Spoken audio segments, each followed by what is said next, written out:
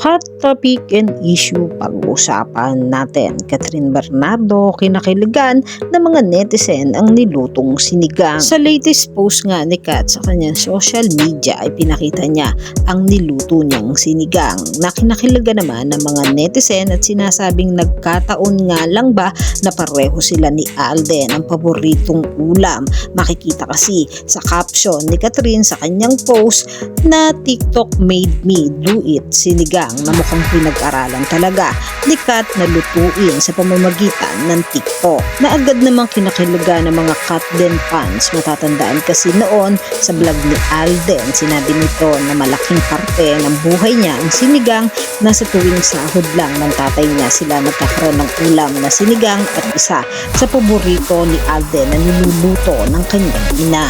Bukod sa sinigang na niluto nga ni Kat ay sinare din niya ang masayang unboxing na ipinadala sa kanya ng Pop Mart Philippines at ng KitKat na may bouquet of flowers with chocolate. Samantalang kamakailan din sa post ni Catherine sa kanyang social media ng kanyang endorsement ng Gatorade, makikita ang napaka-sexy and fit ni Kat ngayon na nagbunga ang kanyang pag-workout habang si Alden naman ay nakijoin sa marathon na ginanap sa Makati kasama ang kanyang team at nakasama din ni Alden ang trainer at isa sa malapit ding kaibigan ni Kat na si Coach Mauro, na masasabi naman ng mga netizen at ng mga Katden fans na talagang malapit na rin si Alden sa mga malalapit na kaibigan ni Kat. Kayo mga katambalan, ano ang masasabi nyo? Mag-comment lang sa comment section at pag-usapan natin yan ang mga hot topic and issue dito lamang sa Tambalang JK.